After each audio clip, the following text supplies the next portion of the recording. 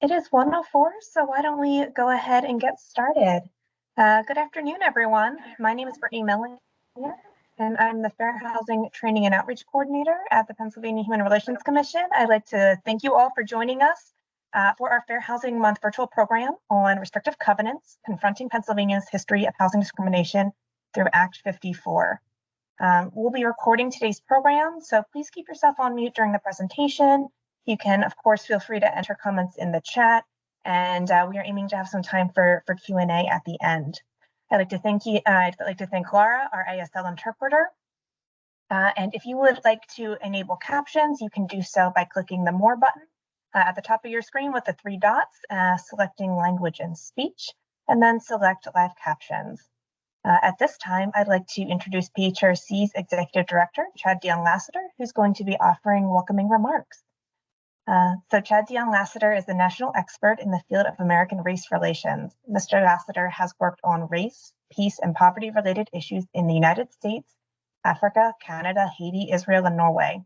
In April 2023, Executive Director Lassiter was appointed by President Biden to the Presidential Advisory Commission on Advancing Educational Equity, Excellence, and Economic Opportunities for Black Americans. He is the current executive director for the Pennsylvania Human Relations Commission, where he has developed and launched a No Hate in Our State town hall to address the surge of white nationalism in Pennsylvania, a social justice lecture series providing an outlet for communities to discuss imperative issues, and serves as a racial reduction response team for those communities impacted by hatred. He has also developed programs under his appointment, such as a global social justice initiative, Black and Jewish Beloved Community Dialogue, and the College Race Dialogue Initiative. Executive Director Lassiter has received his master's degree from the University of Pennsylvania Graduate School of Social Work, where he was the A. Philip Randolph Award winner in 2001 and was the recipient of the prestigious Dr. Martin Luther King Jr. Community Involvement Award in 2008. He is a co-founder and current president of the University of Pennsylvania's School of Social Work and Practices, Black Men at Penn, the first Ivy League Black male group of social workers. And in 2019, he was inducted into the School of Social Policy and Practice Alumni Hall of Fame. Executive Director Lassiter was recently chosen as National Association of Social Workers, Pennsylvania Chapter Social Worker of the Year for 2021 and has been recognized by the Philadelphia Tribune as the most influential African-American leader from 2010 to 2022. He has also been recognized by City and State's 2022 Pennsylvania 50 over 50, 2022 Pennsylvania Impact 50, as well as many more. We could be here all day talking about all the things he's done, but I would love to invite him to get our program started. Thank you very much. And my staff knows that I'm just a servant leader. I'm just bringing welcome. I'm so honored to be in this space to learn about restrictive covenants, confronting Pennsylvania's history of housing discrimination through Act 54. I am so honored to hear about all of the things that I've been learning that have been coming through the Fair Housing and Commercial Property Division of the Pennsylvania Human Relations Commission under the brilliant leadership of Director Carolyn Eister. And I also want to publicly thank Brittany and everyone who's organized this. We have two of the best individuals who they wear their passion not just on their sleeves, not only in their heart, but they live the passion with regards to fair housing. Want to also extend a welcome to every single person that's in this virtual space on a Friday. We're humbled and honored that on a beautiful Friday, depending on where you're at, you decided to be here with this very important topical area. And then last but not least, I'm here to learn. We're all here to learn. We're honored here to have Marshall with us, Rep. Fleming, and so many others. And so once again, welcome. And everyone that's heading into the weekend, enjoy and embrace it throughout. And once again, Brittany, thank you for the kind sentiments. I'm just perfectly okay with just being E.D. Lassiter. Welcome. Let's get on, because that's what it's about. We're here for these individuals. So let's move forward. And once again, in the same sentiments that you share, we're always humbled to have ASL here because it's a gift, it's an art, and it's a discipline. So to our ASL colleague, thank you for being here. Thank you so much, Edie Lassiter. At this time, I'd like to invite Ashley Walkowiak, PHRC's Director of Policy, Intergovernmental Affairs, and Mediation, to offer some remarks and to introduce our guest. Good afternoon, everyone. Happy Friday. Thanks for hanging out with us today. We're chatting today about Act 54 of 2023. It provides property owners or homeowner associations a streamlined process to remove unlawful restrictive covenants from their deeds. An unlawful restrictive covenant restricts ownership or occupancy of real estate property based on discrimination against individuals or groups covered under the Pennsylvania Human Relations Act. Restrictive deed covenants were a tool of systemic racism that was written into deeds, barring the sale of properties to people of a particular race or religious group. These covenants would prohibit home sales to people of color, severely limiting the real estate options for non-white families in the early 1900s. The Act 54 legislation establishes a process for property owners or homeowner associations to file a form created by the Pennsylvania Department of Community and Economic Development, or DCED, with their local recorder of deeds. The new form streamlines the process and bars the charging of a fee in order to remove the discriminatory covenant. We're honored to have with us today Representative Fleming, who sponsored the legislation, and Marshal Granor, a real estate attorney from Montgomery County, to speak with us. Welcome, gentlemen. Representative Justin Fleming was elected in 2022 to the 105th Legislative District of Dauphin County, where he's resided for nearly all his life.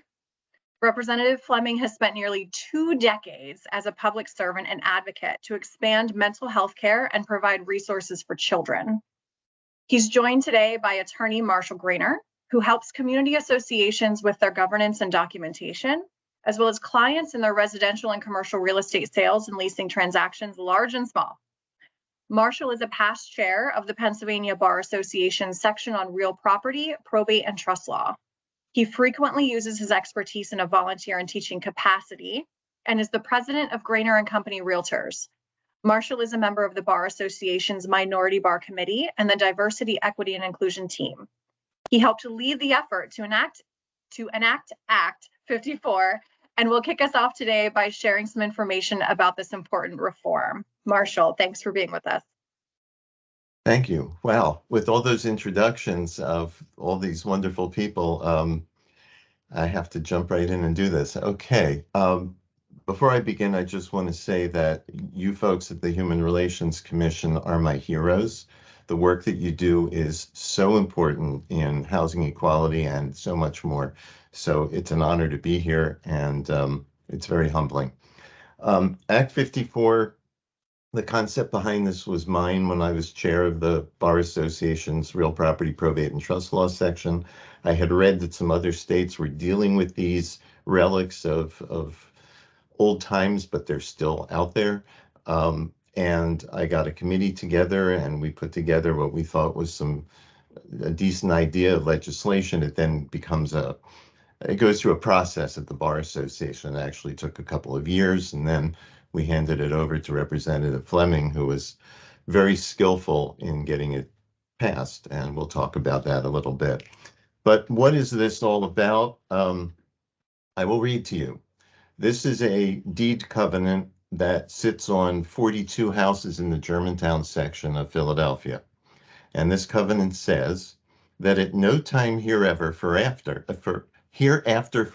I always do that, shall any of the said properties be owned, occupied, or leased by any person other than those of the Caucasian race, that at any time hereafter forever, if any person or persons of any other race should occupy any of these said properties or any portion thereof, it shall be permissible for any owner or occupier of any property hereinbefore mentioned to evict the same by force of arms or by action at law, and any title given by any deed to any person other than of the Caucasian race shall be null and void.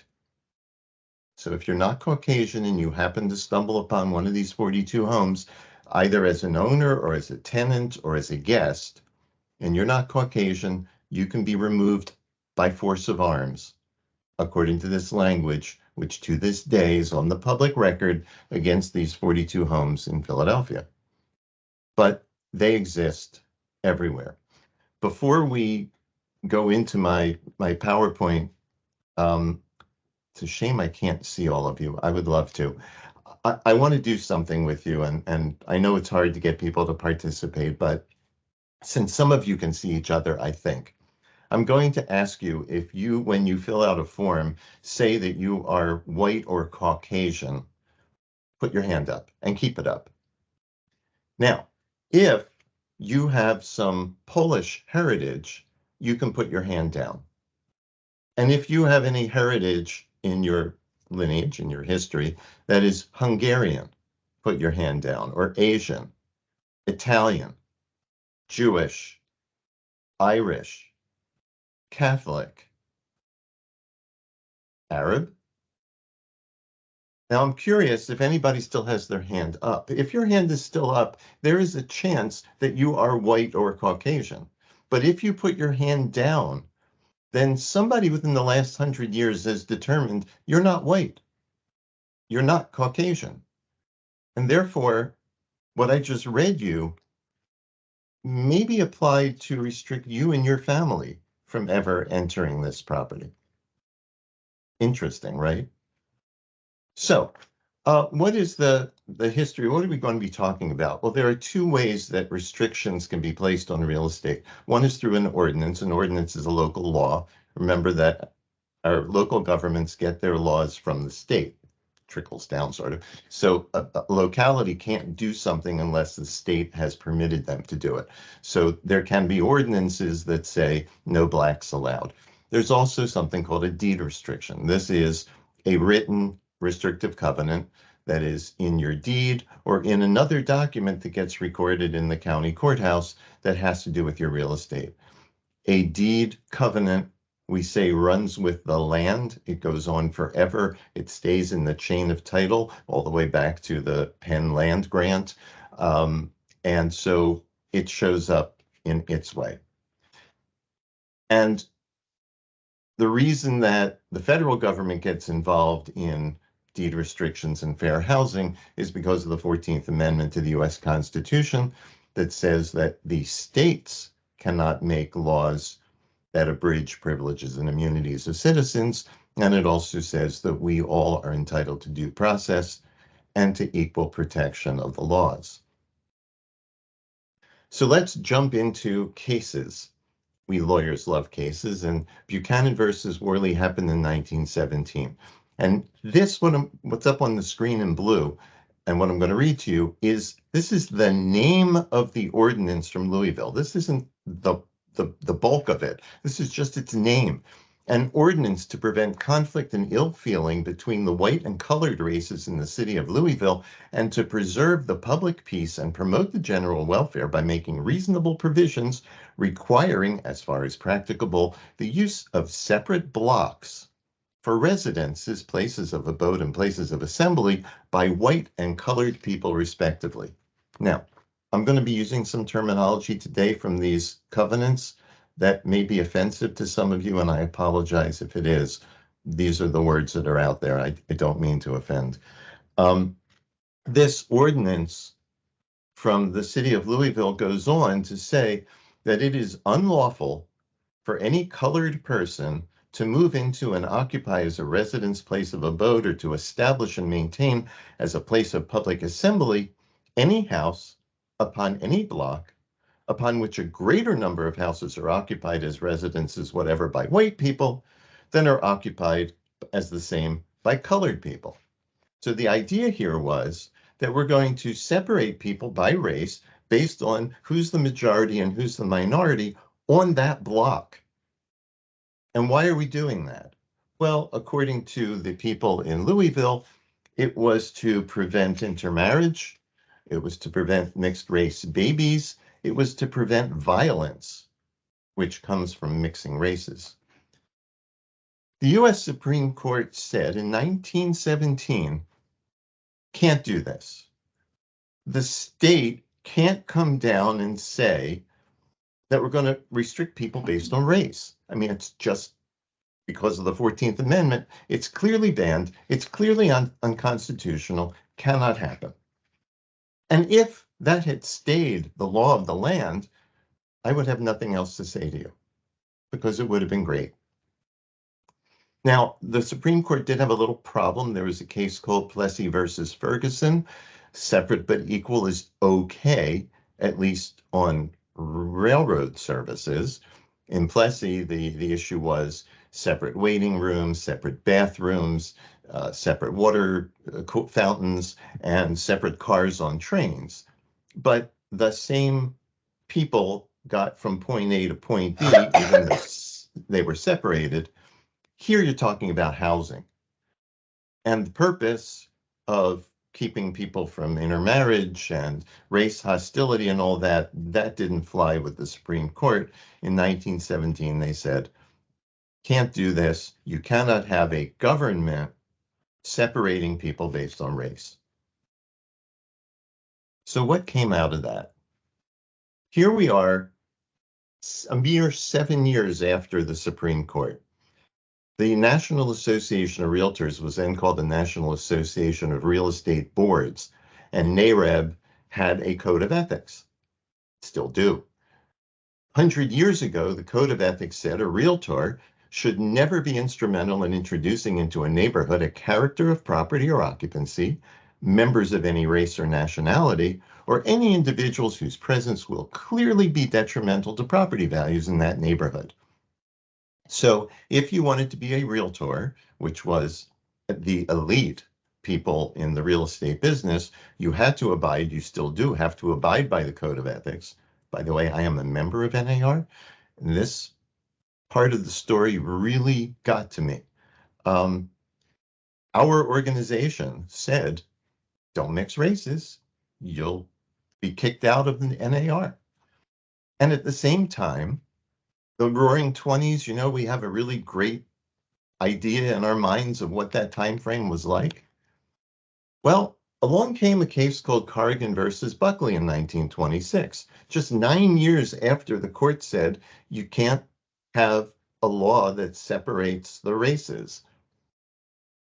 In Corrigan, people on a city block in Washington, D.C. got together, went around and signed a petition, and everybody agreed that no part of these properties should ever be used or occupied by or sold, leased, or given to any person of the Negro race or blood. Please don't ask me the difference between race and blood. I don't know.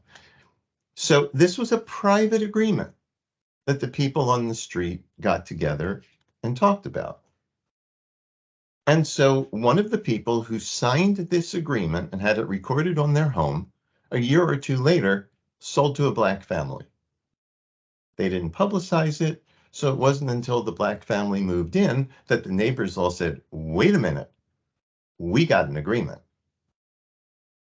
And so they went to court to enforce their private agreement. The Corrigan court went through the 13th Amendment and the 14th Amendment and said, well, there's no slavery and involuntary servitude involved here, and there's no action by the state. This is a private deed covenant. Since it's a private covenant, we haven't broken the federal law, obviously haven't broken a local law, so the court upheld the private agreement that said you just can't have these folks occupying the property.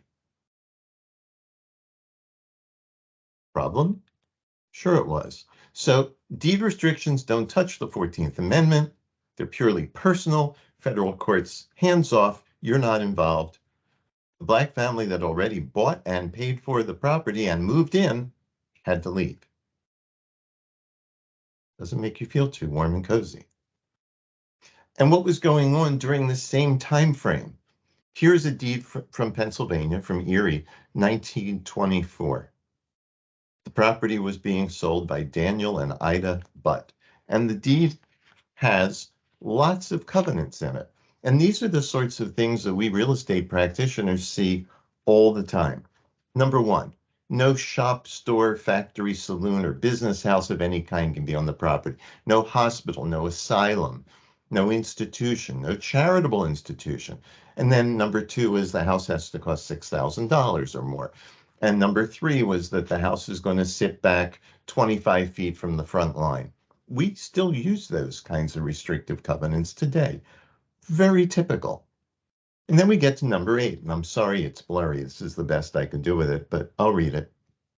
It's further agreed that the grantees, their heirs or assigns, shall not sell, lease, or convey the property herein described to any person of Polish, Italian, Austrian, Russian, Hungarian, Slavish, or Negro descent, or to any other person or persons whose reputation is such as would not be desired in a first-class residence section. In the event of such a sale, lease, or transfer being made, the property will revert to the grantor Daniel E. Butt, his heirs or assigns. That's called a reversion. So that means that if 100 years after this year, because this deed was from 24, the last 24, if somebody who is Hungarian buys the property, it immediately goes back to Daniel Butt, but I assume he's dead. So it goes to his heirs. How you find them, how many there are. I mean, you could have 800 people by now, but they all get their 1/800th share of the property because somebody of Hungarian descent now owns the property. Interesting. Around the country, the same kind of thing was happening all over. This is from new home sales and lot sales in Minneapolis, Minnesota. And it just jumped out at me as being bizarre in today's time frame, but certainly wasn't in their time frame. A rented home is not a home you've got to buy and trying to convince people to do it. And then over on the right, it's very small. It says, don't forget my restrictions. Read them again. First, no gravel will be removed from the lots except as used in the erection, construction, and alteration of the buildings. Second, no building can be nearer than 30 feet from the front, and it's got to cost $2,500. And again, all those typical kinds of restrictive covenants that we see every day. No factory or store will be erected on the property. And number 4, the grantee, that is the buyer of the property, cannot sell or lease said real estate to a colored person. And then it goes on to say, you have my assurance that the above restrictions will be enforced to the fullest extent of the law. So here's my covenants. Don't forget my restrictions. I'm providing these as an extra benefit to you in buying the property. No colored person. By the way, I'm told in the 1920s, colored not only meant black, it also meant brown. It also meant yellow, as Asian. It also meant Italian and Jewish. So we're going to restrict the property. And here's one from Westmoreland County, Pennsylvania. What you're seeing is what's called the meets and bounds portion of the deed. It tells you how many feet and inches in each direction the property line goes. And after it talks here about the acreage being roughly 2/3 of an acre, it says restriction. This property shall at no time be sold to a foreigner. No definition of what a foreigner is. Does it mean anybody who's not a Native American? Does it mean your family had to come over on the Mayflower? No definition at all. Maybe people understood what it meant back then, but what a weird thing to have just pop up hidden in the deed. So what happens in our country in the wake of the 1926 Supreme Court case that says private deed restrictions are perfectly fine? And this is the one where sometimes people come to me and they go, this can't be right. The National Association of Real Estate Brokers, as the National Association of Realtors as we know it today, and the U.S. Department of Commerce, together, I'll use the word colluded, to create model racial covenants that they sent out to all of the states. No part of said premises shall in any manner be used or occupied directly or indirectly by any Negro or Negroes, provided that this restriction shall not prevent the occupation during the period of their employment of janitors or chauffeurs' quarters in the basement or in a barn or a garage in the rear, or of servants' quarters by Negro janitors, chauffeurs, or house servants, respectively, actually employed as such for service in and about the premises by the rightful owner or occupant of the premises. So nobody black in the property, but if you're a servant, you can stay in the back, you can stay up in the attic. And further, that no part of the premises can be sold, given, conveyed, or leased to any Negro or Negroes, and no permission or license to use or occupy any part thereof shall be given to any Negro except house servants or janitors or chauffeurs employed thereon as aforesaid. So our Realtors Association nationwide and the United States government proposed that people put this kind of a restriction on their real estate throughout the states. And they did. Not only did they do it, but this template was used and it was enhanced. So here's what somebody in St. Louis did. The said premises shall not at any time hereafter be sold, leased, or transferred to any colored person or persons, or to persons of Ethiopian or Semitic race, or to any descendant of either of the races, and the said premises shall not be used or occupied by any such person or persons at any time as a residence or otherwise. And these presents are made upon the express condition that upon the sale, lease, or transfer of title to any colored person or persons, or to any person of Ethiopian or Semitic race, or to any descendant of either of the said races, then the estate hereunder shall immediately be forfeited, and all right, title, and interest therein shall revert to the grantors, their heirs, executors, administrators, or assigns. So throughout the second half of the 1920s, these sorts of restrictive covenants were placed into deed records, into housing records throughout Pennsylvania and throughout the United States. That was our roaring 20s. Then came the Depression, and housing came to a standstill. Lots of people lost their homes. They didn't have jobs. They didn't have the money to pay. The federal government got involved in housing for the first time. Big time.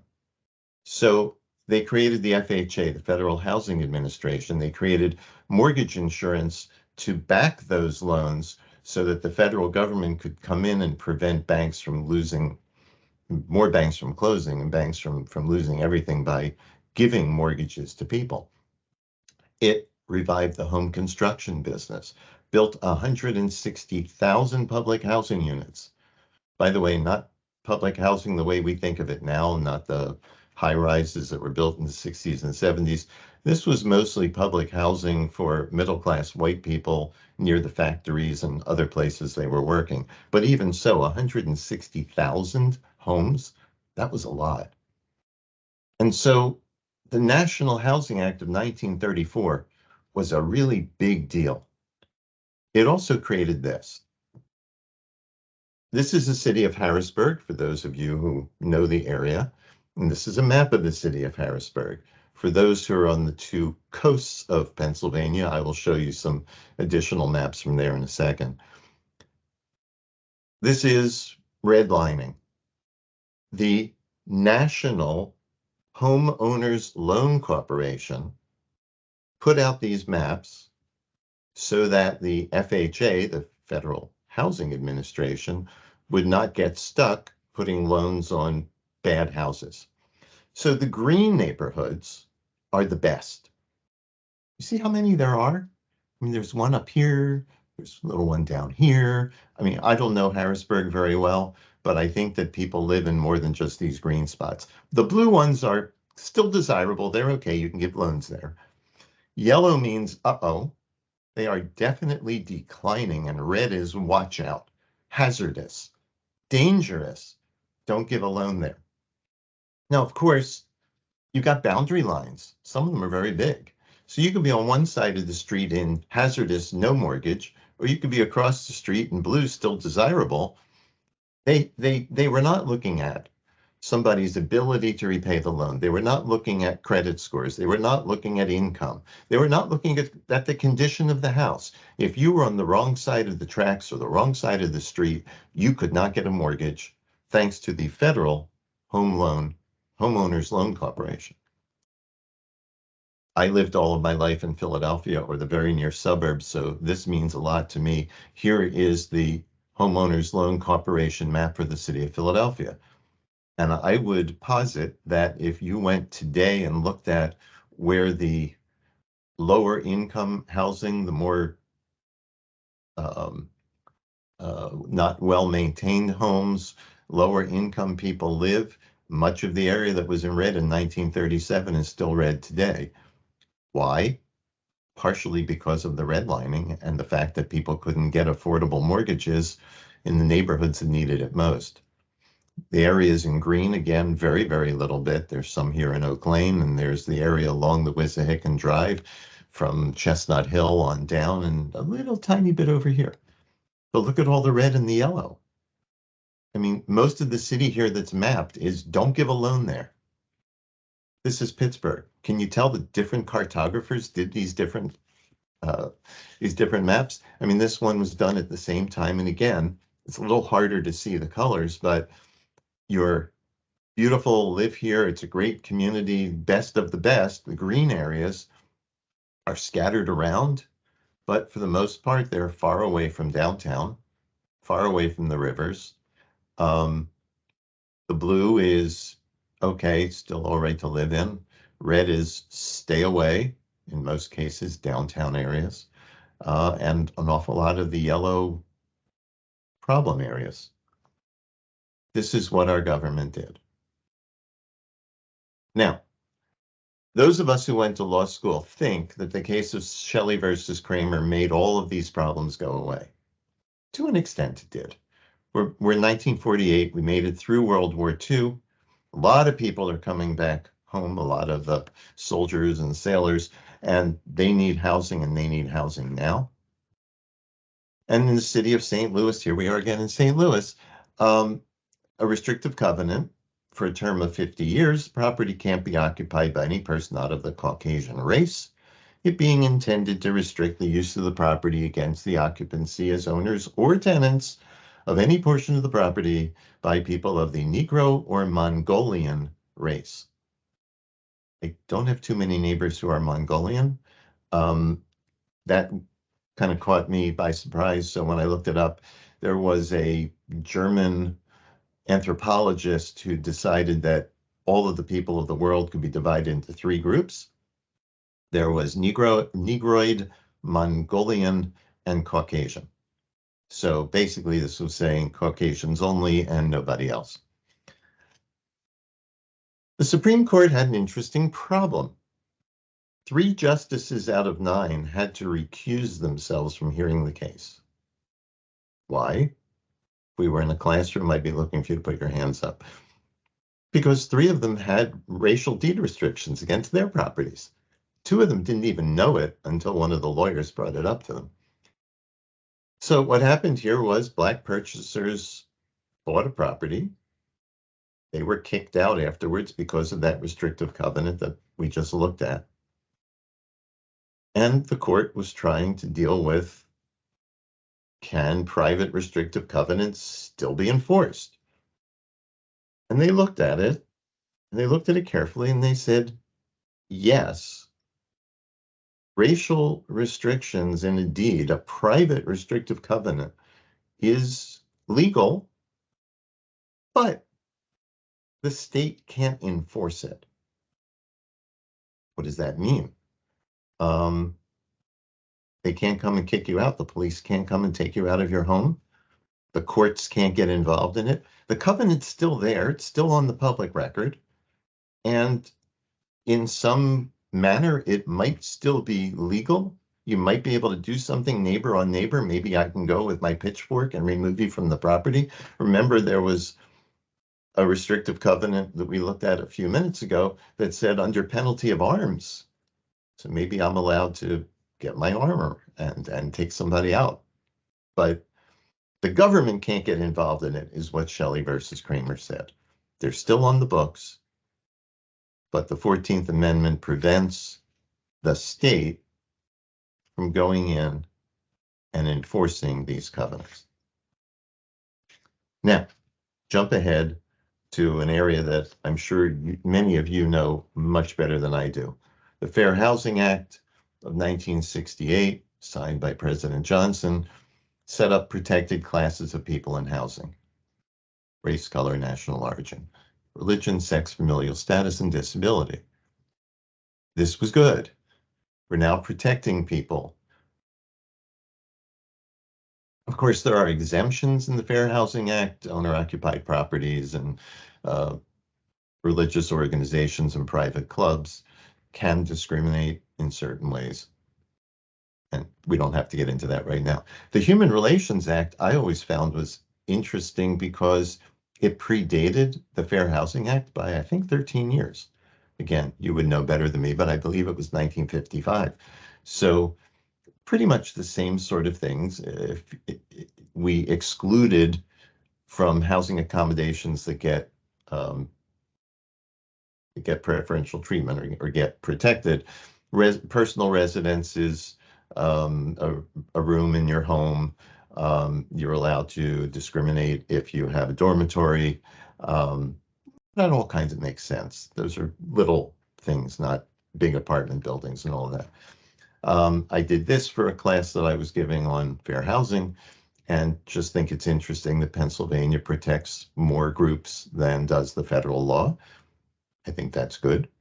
I haven't really honed in on the difference between disability and handicap, but somebody can explain that to me later. So in the last 8 or 10 years, a number of states have started to deal with these discriminatory covenants in their deed laws. The ones that are blue and green, the difference doesn't really make a difference for us here today. There are 23 states, Pennsylvania's the 23rd now, that has some kind of a law that does something to deal with these covenants. And note, this is not a red, blue, Republican, Democrat thing. If you look at the states that have these laws, they're all over the political spectrum. People think these things are bad, and it's time to recognize that. The one state that dealt with this in a very strange way, strange to me anyway, is Maryland. In the state of Maryland, if you have one of these covenants on your property, you can go to the county attorney and say, I want it removed. And if they agree with you, they will go into the deed records and literally rip out the discriminatory language. They will cut it out of a paper deed. They will obliterate it with a Sharpie on copies, or they will remove it from microfilms and computer files. When I and my committee were working on this concept, which became Act 54, we said that's a bad idea. We don't want to eliminate the history. The history needs to be there so we can all learn from it. So we thought that the Maryland concept was something we should not do here in Pennsylvania. We thought that there needs to be some way that a landowner today can go in the record and say, this is abhorrent to me. I can't stand that this language is on my property. I have to do something about it. So I'm recording a document here and now that says, this no longer has any validity. It's gone forever. Still in the record, you can find it, but it has no further bad effect on anybody. And I think I ought to stop talking for a minute and bring in Representative Fleming to talk about why this became an important thing for him. So I'm going to stop sharing and let you speak a bit. Good afternoon, everybody. Thanks so much for continuing to be with us. I every time I hear Marshall, and obviously in the lead up to the work that the Bar Association did and putting this on my radar, I mean, I was generally aware. In fact, I had a friend who resided in Cumberland County, who still resides in Cumberland County, who about 10 years ago he and his family bought a new home, and they found that they had a deed restriction in their home in Camp Hill. And that that was shared with me. I have shared that with Marshall. My friend is an attorney by training and just was absolutely appalled.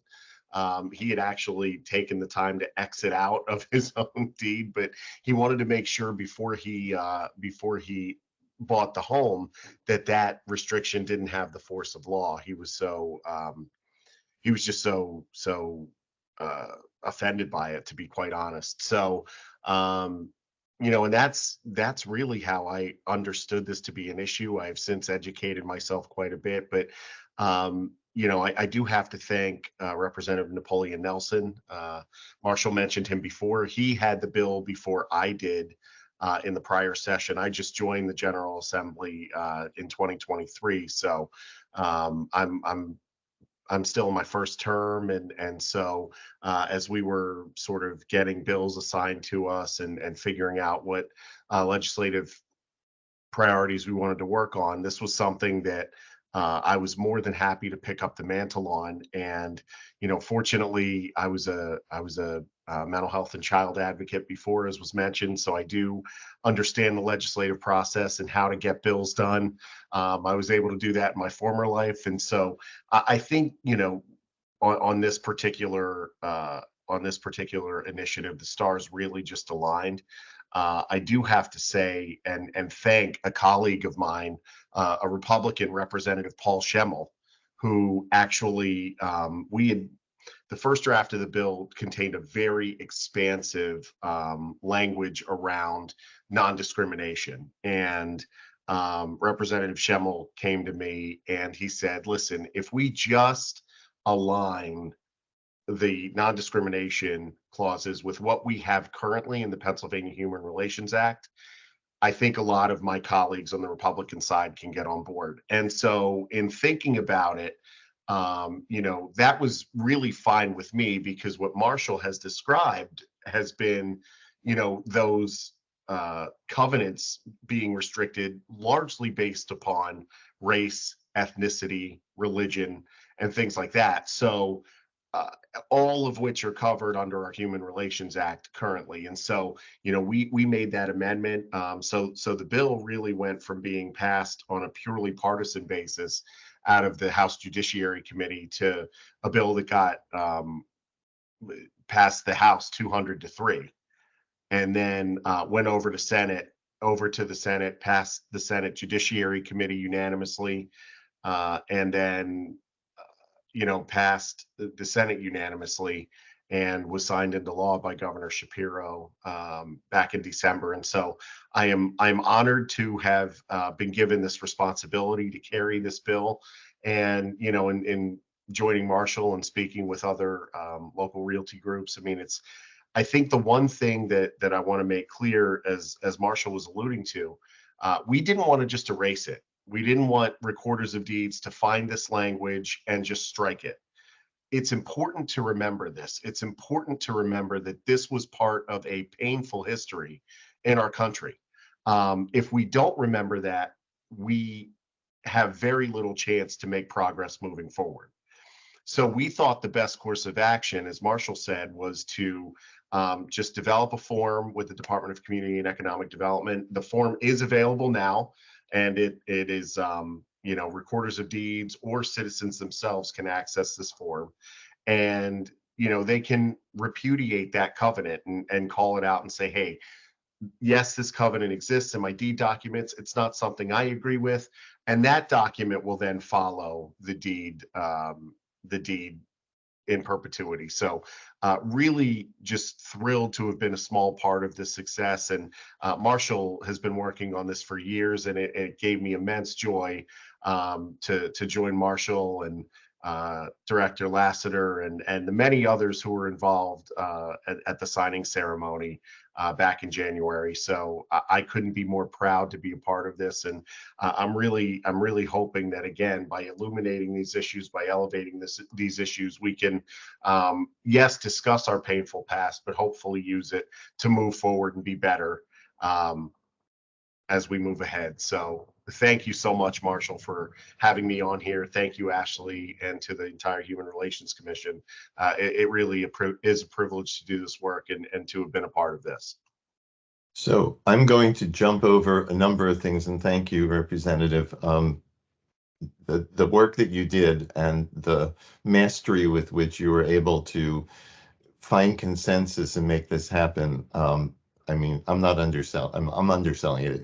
It was incredible to watch because it looked like this thing was going to die on the vine, and then all of a sudden, working with Representative Schemmel, who's a very different person with very different views, but they were able to put it together, and that was just it warmed my heart. Let me go back to the PowerPoint for a few things. We talked about the discriminatory covenants. I'm going to jump ahead. I just want to point out that there are religious restrictions that are put on real estate. Now, if you say no Catholics, no Jews, no Hindus can live here, that's illegal discrimination based on religion. But what happens when, like the Archdiocese of Chicago, and this is from 2021, so this is new, they put restrictive covenants on properties they sell to restrict the use because it violates their own morality. So no alcohol, tobacco, or narcotics can be sold. No pharmaceuticals. So this was a parking lot that became a multi-story building with first floor retail and offices above that and houses above that. And you can't have a CVS pharmacy.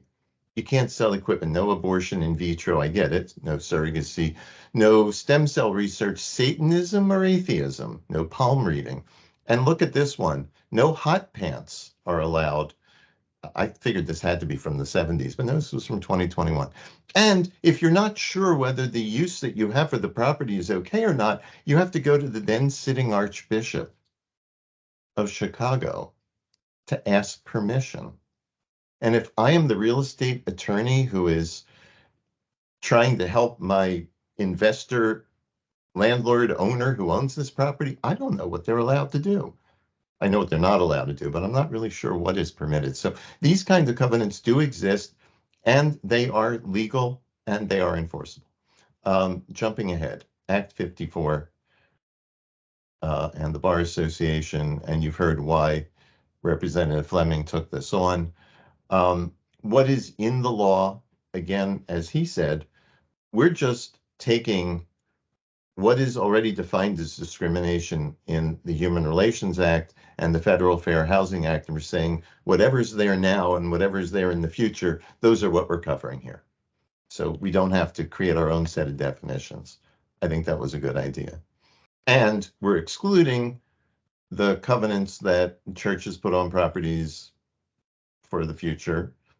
And we're not taking away the age restrictions in a 55 and over senior community.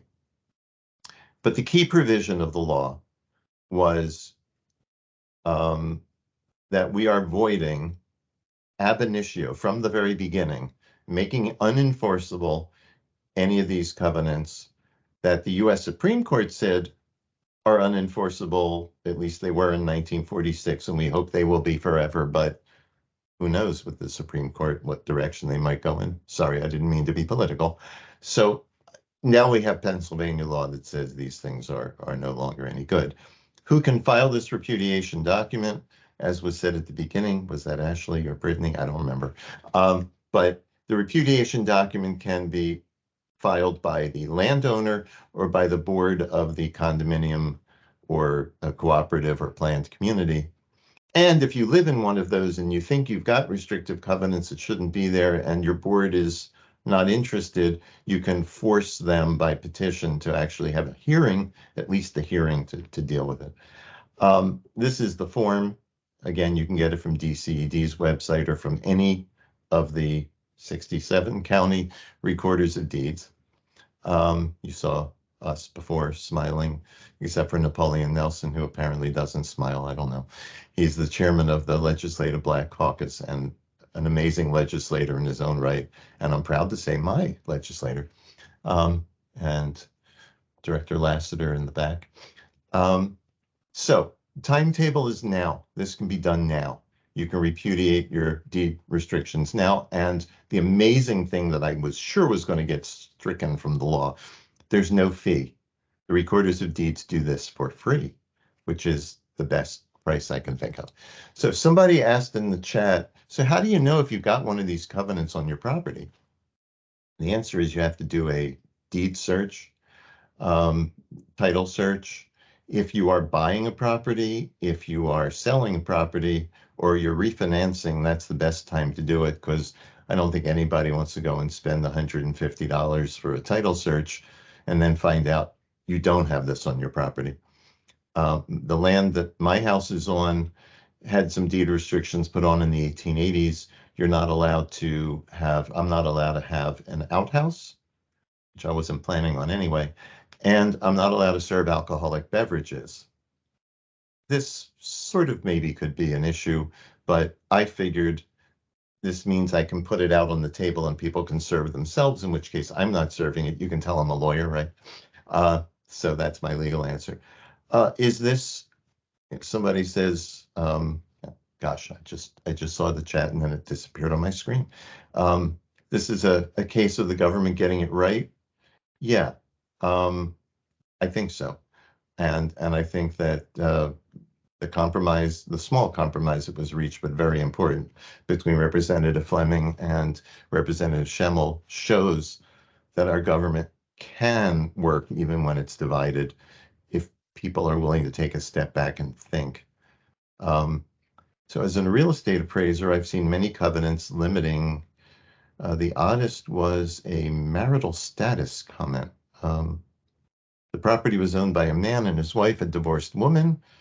It was done because she had been married before, but divorced and married again. The 1943 deed stated she had been divorced at one time.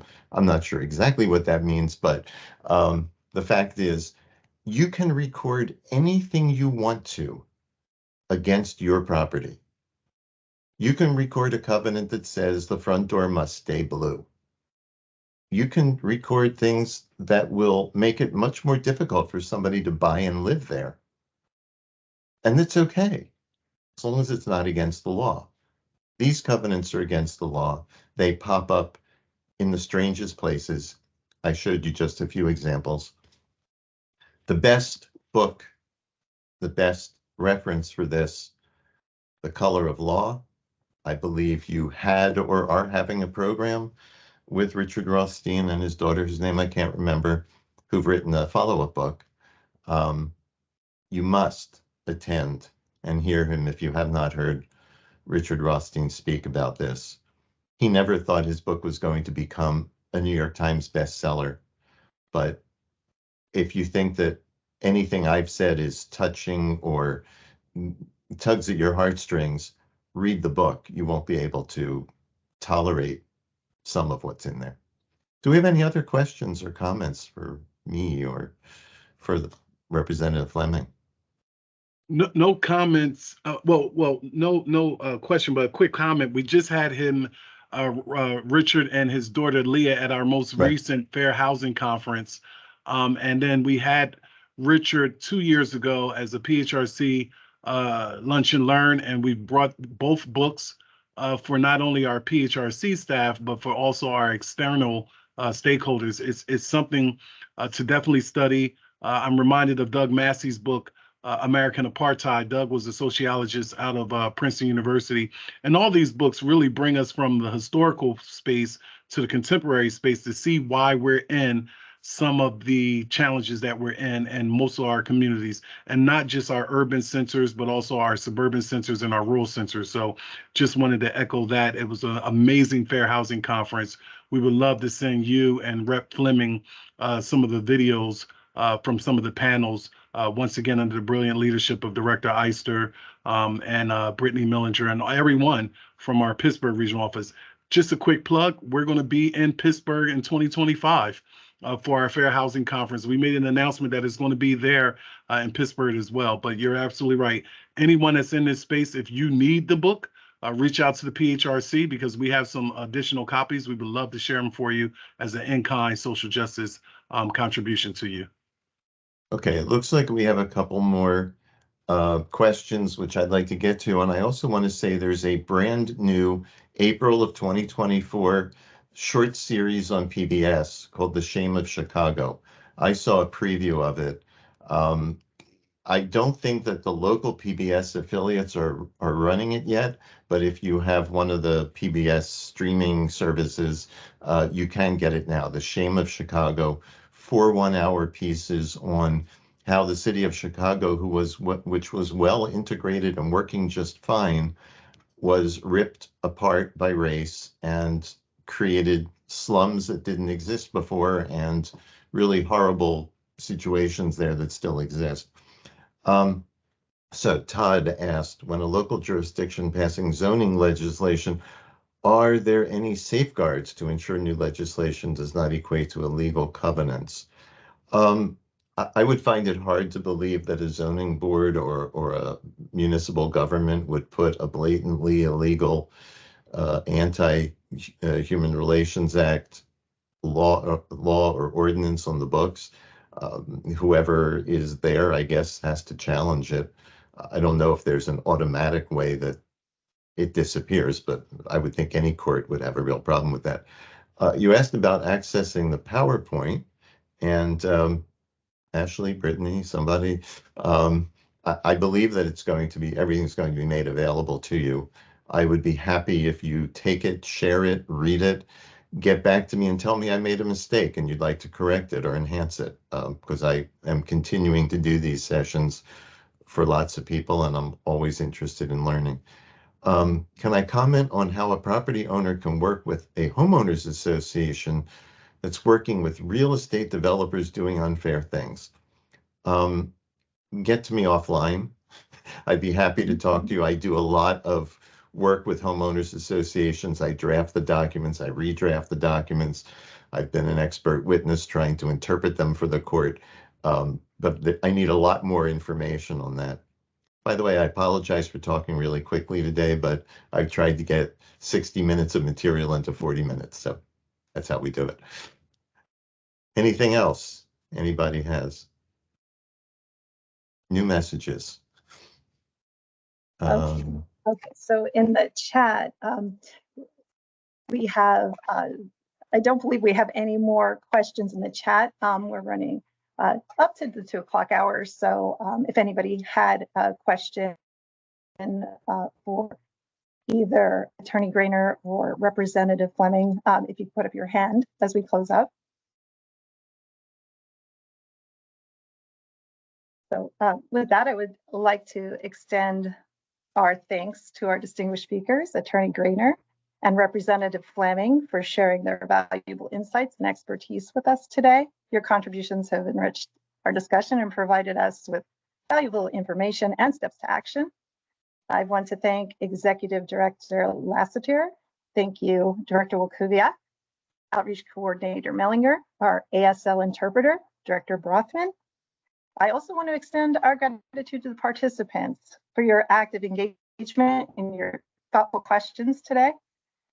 As we come to the end of today's session, I encourage you to carry this knowledge forward. And if you'd like to explore the topics discussed in more detail and review the materials offered here today, as well as a list of resources compiled by Attorney Granor, they'll be offered via email after the presentation. Also, today's presentation has been recorded for review and reference. Again, thank you everyone for joining us. I'd like to offer the floor to any more closing remarks.